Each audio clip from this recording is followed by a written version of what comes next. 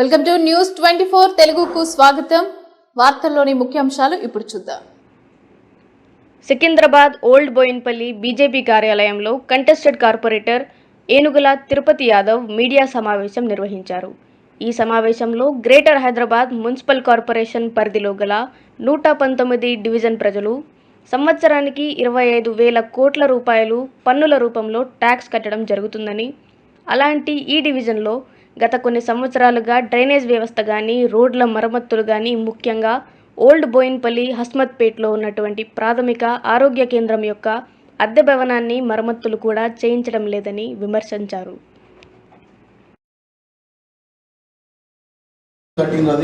దానికి దాని నిధులు కూడా దుర్వినియోగం అని చెప్తున్నాయని మాకు ఖచ్చితంగా మాకు కేటాయించాల్సి అని చెప్తే ఆయన ఒక 10 రోజుల్లో నిర్ణయం తీసుకొని ఏదో ఒక విషయం చెప్తాను, తప్పకుండా నేను చేసే ప్రయత్నం చేస్తాను. దాని మీద కూడా మోడల్ మార్కెట్కు ఏదో ఒక సొల్యూషన్ వచ్చే వరకు కూడా మేము ఆ సమస్యను వెంబడి నుండి మేము దాన్ని వెంటబడతాము. ఖచ్చితంగా ఈ మోడల్ మార్కెట్ ఇక్కడ షిఫ్ట్ చేస్తారా, లేకపోతే ఈ ప్రభుత్వ స్థలాలు ఇన్ని ఎకరాలు కబ్జాలు అవుతున్నాయి, ఒక ప్రాథమిక ఆరోగ్య కేంద్రం కట్టడానికి వీళ్ళకి ప్రభుత్వ స్థలం దొరకట్లేదా? ఇప్పుడు 2009 నుంచి ఇప్పటివరకు చూసుకుంటే 2009 వరకు ఎన్ని ప్రభుత్వ స్థలాలు ఈ బోయిన్పల్లి డివిజన్లో ఉన్నాయి. ఆ ప్రభుత్వ స్థలాలు ఇవన్నీ ఎవరు రాబందులాగా భూబకాసాలు కబ్జా చేసిరు. ఇదంతా కూడా ప్రజలందరూ ఆలోచించుకోవాలి. ఇట్లాంటి దుర్మార్గాలను గద్దెదించాల్సిన అవసరం ఉన్నది. సానుకూలంగా రాకపోతే గిట్ట మీరు భవిష్యత్ కార్యాచరణ మేము తప్పకుండా ఈ సమస్య మీద పోరాటం చేస్తాము.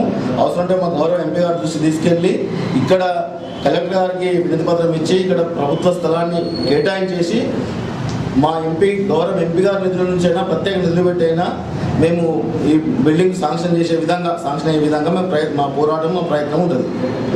బోయిన్పల్లి డివిజన్లో మాకు అయితే ఎక్కడ కనిపిస్తుంది 100 కోట్ల రెవెన్యూ అయితే మాకు ఎక్కడ 100 కోట్ల ప్రభుత్వ నిధులు పెట్టిన ఇక్కడ పనులు ఎక్కడైతే కనిపిస్తలేదు.